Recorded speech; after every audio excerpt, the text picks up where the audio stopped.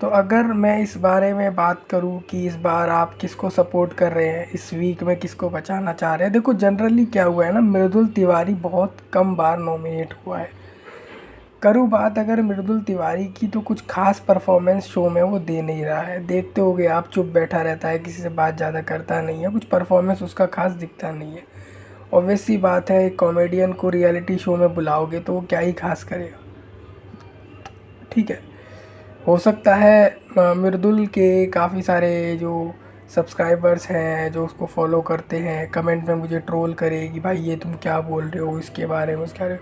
मुझे फ़र्क नहीं पड़ता तुम में से कौन क्या सोचता है क्या नहीं सोचता। मेरा तो मेन ये है कि जो मृदुल तिवारी है ये कुछ शो में कर नहीं रहा है। बस मेन चीज़ ये है, इसके फ़ैन, सब्सक्राइबर्स और फॉलोअर्स की वजह से ही अब तक बिग बॉस के हाउस में टिका हुआ है। सीज़न 19 के 11th वीक तक, ऑलमोस्ट ये लास्ट वीक तक जाएगा, इसमें कोई शक नहीं है, क्योंकि इसके फॉलोअर्स, फैंस की वजह से वहाँ तक पहुँचेगा। तो कोई नहीं, इसको जहाँ तक जाना है जाने दो, इसको कोई दिक्कत है नहीं इसमें। मेन इसमें ये है, आपसे ये सवाल था कि ये जो 5 कंटेस्टेंट नॉमिनेट हुए हैं इस सीज़न, इस वीक में, 11वें वीक में, अभी क्या है ना, 11 कंटेस्टेंट लेफ़्ट हो रखे हैं। मतलब अभी 11 कंटेस्टेंट्स और बचे हैं, जिसमें मृदुल तिवारी से लेके और भी कंटेस्टेंट्स इंक्लूड हैं। और अब इन 11 कंटेस्टेंट्स में से 5 को नॉमिनेट किया है, 4 ऑलमोस्ट 3 तो रहेंगे ही, 1 या 2, कभी कभी डबल एविक्शन हो जाता है कि भाई दो कैंडिडेट्स को, सॉरी दो कंटेस्टेंट्स को निकाल दिया जाता है। तो इस बार देखो क्या होता है। मेरे को जहाँ तक पता है कि यहाँ पर जैसा आपको भी पता है, अशनूर कौर का निकलना इस शो से इस वीक में चांस बहुत कम है।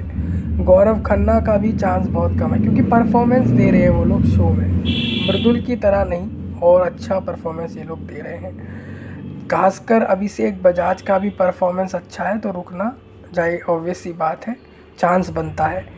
बस 2 ही ऐसे कंटेस्टेंट्स इस एविक्शन में मेरे को दिख सकते हैं जो नॉमिनेशन हुआ है, जिसमें फरहाना भट्ट और नीलम गिरी के चांस बनते हैं इस बार एविक्शन के इस वीक में।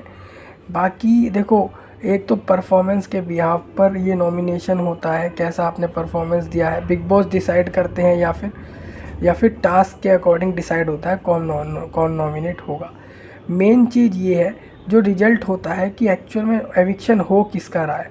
तो ये जो एविक्शन होता है, ये डिसाइड करती है देश की आवाम जनता, यानी कि भारत की ऑडियंस, यानी पूरा देश एक वोटिंग के थ्रू ऑनलाइन जियो हॉटस्टार नाम के एप्लीकेशन पे, कलर्स टीवी चैनल पे, कॉलिंग नंबर एक मिस कॉल का दे रखा है, या फिर चैनल के थ्रू, या फिर जियो हॉटस्टार के एप्लीकेशन में वोटिंग के ऑप्शन के थ्रू ये वोट देकर इन लोगों को बचाया जाता है।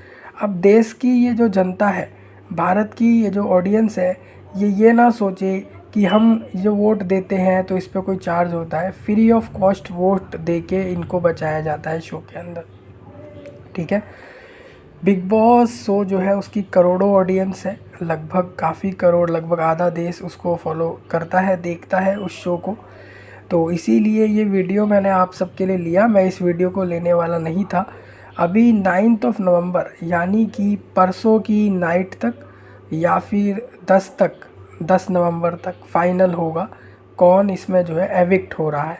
जहाँ तक मुझे चांस पता लग रहे हैं, तो 2 लोग हैं इसमें, एक नीलम गिरी और फरहाना भट्ट। तो फरहाना भट्ट और नीलम गिरी के चांस है कि वोट इनको कम मिलेंगे, और इनमें से ही कोई बाहर होगा शो से। मैं आपसे भी पूछता हूँ, कमेंट बॉक्स पूरा भर दो, लाखों कमेंट्स से भर दो, ये बताओ कि इस बार तुम्हें क्या लगता है कौन एविक्ट हो सकता है इस शो से इस वीक में।